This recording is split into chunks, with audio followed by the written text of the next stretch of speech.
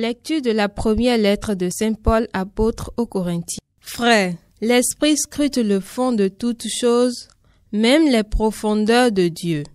Qui donc parmi les hommes sait ce qu'il y a dans l'homme, sinon l'Esprit de Dieu qui est en lui? De même, personne ne connaît ce qu'il y a en Dieu, sinon l'Esprit de Dieu. Or nous, ce n'est pas l'Esprit du monde que nous avons reçu, mais l'Esprit qui vient de Dieu, et ainsi nous avons conscience des dons que Dieu nous a accordés. Nous disons cela avec un langage que nous n'apprenons pas de la sagesse humaine, mais que nous apprenons de l'Esprit. Nous comparons entre elles les réalités spirituelles. L'homme, par ses seules capacités, n'accueille pas ce qui vient de l'Esprit de Dieu.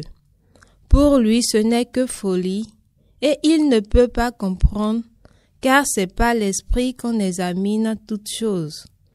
Celui qui est animé par l'Esprit soumet tout à examen, mais lui, personne ne peut l'y soumettre, car il est écrit, « Qui a connu la pensée du Seigneur et qui pourra l'instruire ?»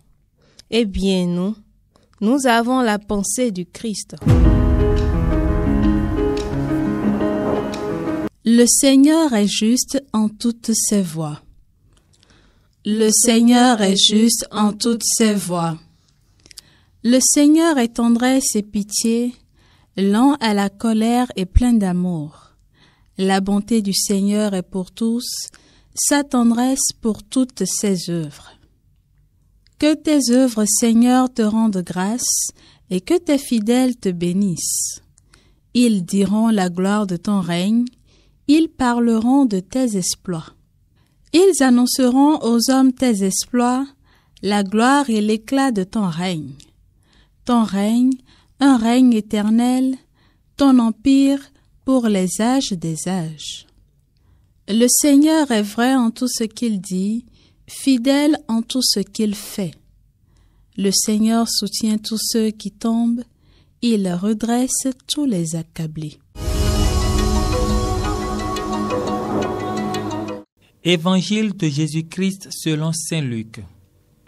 En ce temps-là, Jésus descendit à Capharnaüm, ville de Galilée, et il y enseignait le jour du sabbat.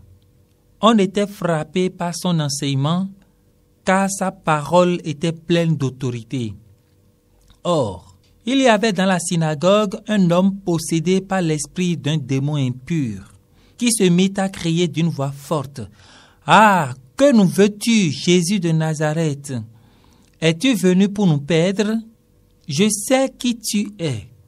Tu es le Saint de Dieu. » Jésus le menaça. « Silence! Sors de cet homme. » Alors le démon projeta l'homme en plein milieu et sortit de lui sans lui faire aucun mal. Tous furent saisis d'effroi et ils se disaient entre eux, « Quelle est cette parole? » Il commande avec autorité et puissance aux esprits impurs et ils sortent.